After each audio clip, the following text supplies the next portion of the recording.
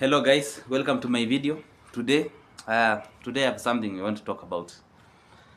Just go straight to the point. No so many things, but if you are a new subscriber, you can just subscribe to my video, though it's very new, my channel. We are still working on it. We'll be making videos slowly by slowly. When I get some time to can also discuss some things. So straight to the point. Today I woke up in the morning and I remembered something. I thought about something which is uh, very strange. I thought about the similarities between the MWAKENYA movement of the 1980s, and the Gen Z movement of recently, 2024, just a month ago, and it's still currently going, but the real Gen Z movement of at least a month ago. And I came to realize that there's a very there's a resemblance both in organization, the nature, the structure, the organization of the two movements. And so I decided that I'm going to do this short video and try to to analyze and try to see if you can concur with me, my viewer, the similarities between these two, the Gen Z movement of 2024 and the MWAKENYA movement of 1980s. So first of all, we'll talk about the MWAKENYA 1980s. What was the MWAKENYA 1980s movement? During the 80s, there was something called a MWAKENYA. It was a clandestine movement, which was organized by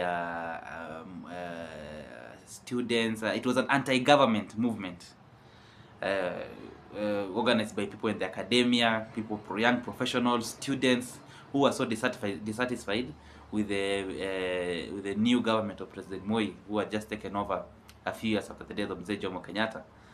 And so because of that, during those times, just like any other place in Africa and also most of the world during the Cold War era, opposing the government was a very dangerous thing. If we could have been living in today's era, we could have called it one of the 1,000 ways to die, to oppose the government, even to talk about the president those times. It was actually an authoritarian era, not only in Kenya. It was not unique to Kenya.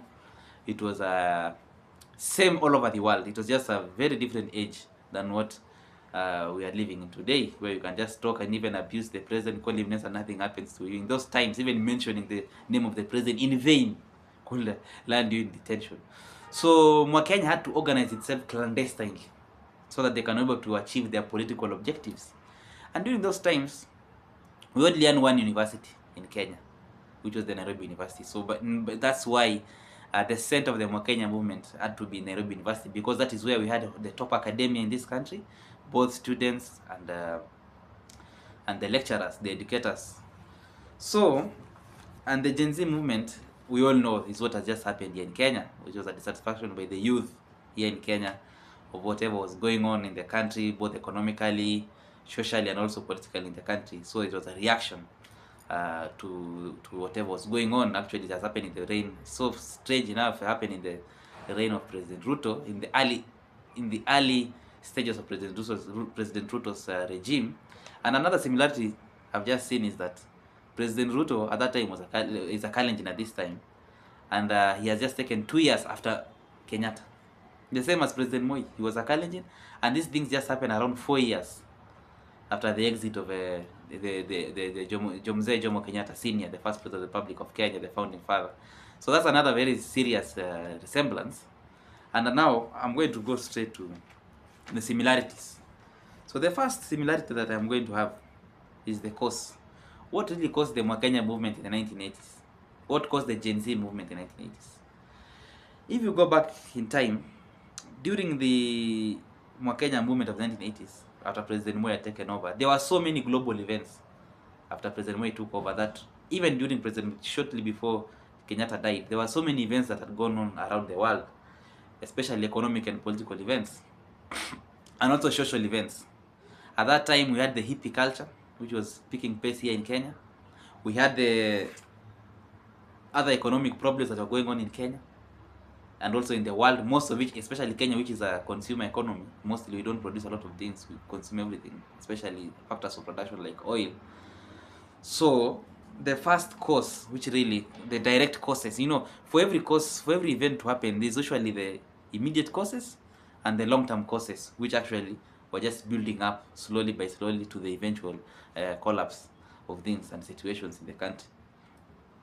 So if you go back to the 80s, I've just said they were hardening economic times. If you can remember, if you read, not remember because most of I'm a Gen Z, so I was not even alive during that time. Only my mother was around 10 years old, my dad was around 17 years old. So if you go back to those times, in Kenya here we had experienced and also the world during the 1973 oil shock. There was the 1973 oil shock, and also that oil shock, because that oil shock actually happened throughout the 70s and early 80s because the Arab countries were using it as a bargaining chip during the Arab-Israeli conflict. They were using it, they even remember Gaddafi, they were using it as a diplomatic bargaining chip to twist the West with the support of Israel and many other political reasons. So directly, as you all know, like now, that actually affected the situation here in Africa and many other parts of the world where they don't have their own oil. So you can imagine during the oil, you can even go on the videos and you'll see them in YouTube. You can see how the oil shock actually affected politics here in Kenya, and President Moi just taken over. So the 1970s oil shock, so it caused an economic hard times here in Kenya. People are not able to buy fuel for gas, to move their vehicles, to power their tractors in their farms, because at that time Kenya was mostly an agrarian economy, so as it is right now, but not so much like then. So that was one of the reasons, one of the desperation of the economic situation in the country. And also, if you can remember, during those times, there was this problem of the coffee sector. There was a lot of because of the I think there was some problem. There was a problem in Brazil or somewhere in South America where their coffee was actually affected by some kind of a disease. So the demand for coffee was so high, and actually, when the demand of something is so high, the black market actually thrives. So the coffee sector was also collapsing during those times. So there were so many. That was a very hard economic time during those times.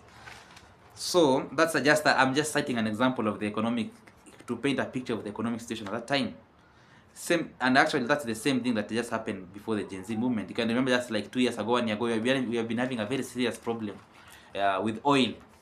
Yeah, here in Kenya, we have been having a very serious problem with oil. The gas price has been going so high. Fare has been going up so high.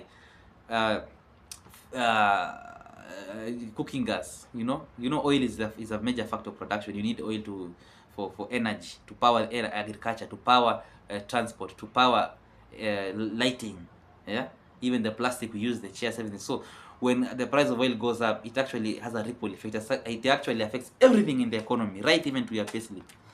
So that's actually another similarity, the economic hard times. Then another one, we have already talked about the decline of the agricultural sector, unemployment. If you look at the 80s, sorry for that. If you look at the 80s, Kenya was actually experiencing a youth bulge. At independence, our population was like around 9 million thereabouts, or 6 million thereabouts. You actually sub 10 million in our population. We're not that many. So towards the 80s, there was actually a very huge youth bulge. During the 70s, the economy was doing good. Many Africans are now getting opportunities after the independence era. The economy was actually opening up, education opportunities. So all that leads to, for those who understand demography and sociology, all that leads to higher birth rates. So by the time we're heading to the 80s, those children who were born after independence or just before independence were heading in their teens and in their 20s, in their mid-20s. So most of them had actually completed college or high school or whatever, but there were no jobs. So just like now during the Gen Z movement, are you seeing the similarity? Now there were no jobs.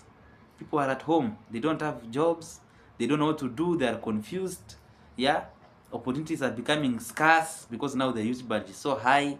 Whatever opportunities were there during the independence era were now being depleted. Same as this time just before the Gen Z era.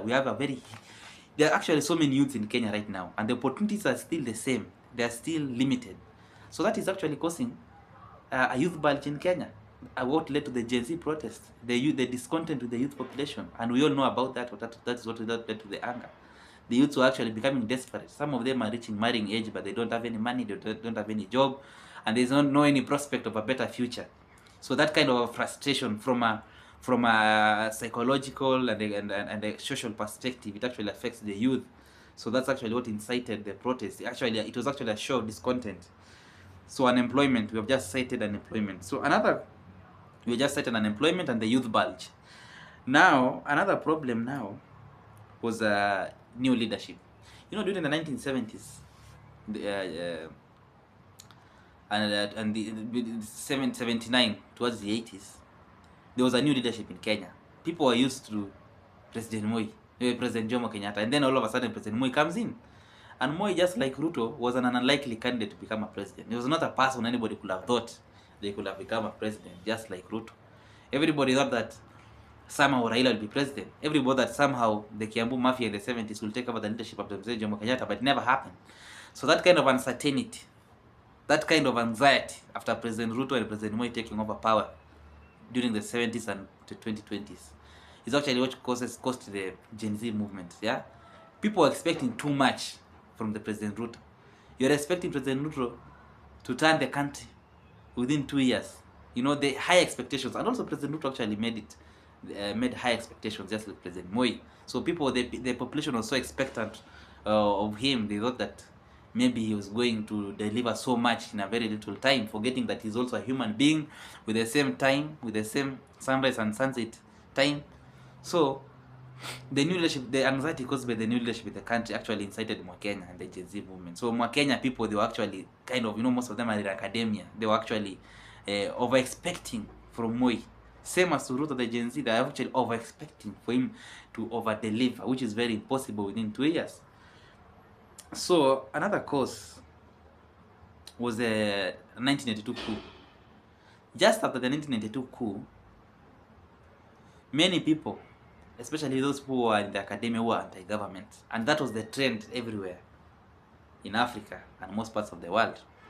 So after the failed coup, the way the government actually crashed that coup, so many people in the academia were so hopeless, those people who are actually anti-government.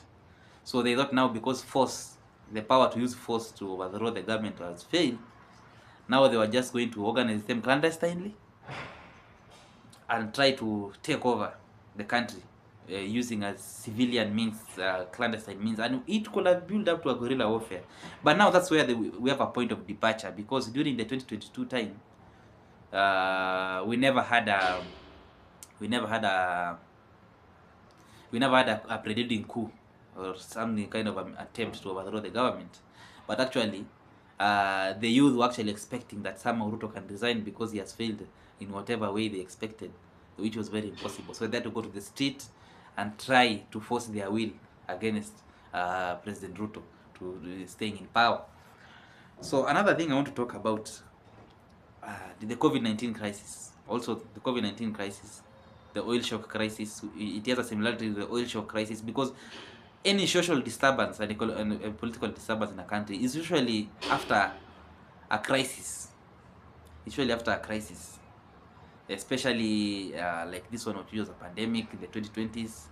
It actually led to a lot of frustration levels, depression, just like the oil shock crisis. But this one was quite unique. But it has a similarity with the oil shock problem we had in the 80s. In the 80s and the 70s, the mid 70s to the early 70s, the oil shock and the oil disturbances. So that kind of crisis, you know, the COVID-19, we all know what COVID cost the economy. Many people were not able, it actually disrupted people's lives. Many people were not able to complete school in time. Others had marriage plans, it never happened. Other people, they were fired from their jobs. So you find that immediately after COVID, you had a very huge population of people who were depressed and hopeless. And somehow, because we are human beings, they take that frustration to the streets. So that's COVID-19 was also another serious problem. Just like the oil shock crisis in the 70s and 80s and the youth bulge and whatever. We've talked about unemployment and the new leadership after Ruto, you know. And then another problem we had, another similarity we had, is the broken promises, which is one of the biggest immediate factors that caused the Gen Z and the MWAKENYA movement to happen. You know, immediately after independence, many Kenyans, the young nation, Kenya itself, people were expecting so much. Now that the Mzungu, what they used to call them, the Mbeberu, has gone, people are expecting that now the black man who is in power, is one of our own, he's going to make a heaven here in Kenya. Forgetting that it actually got even worse, because now the Mzungu had left with his structures, and the people who were taking over the country at that time, most of them actually they abandoned the cause along the way, maybe because of greed and whatever. The same thing happened in the Gen Z process, during the Gen Z protest when Ruto took over, or when he was campaigning. He was promising people a lot, many promises. So when he took over, when the contrary happened, he was not able to deliver his promises. People got so dismayed. People got so frustrated and they felt cheated, just like what happened to the independence time. And so these people came back in a huge way to protest against the government, and that's how we saw one of the massive protests we have ever seen here in Kenya. So but now the problem, the MWAKENYA movement never actually materialized, because of reasons we're going to talk about it right now. So the new problem, again, we are going to talk about the organization of the MWAKENYA movement and the Gen Z movement.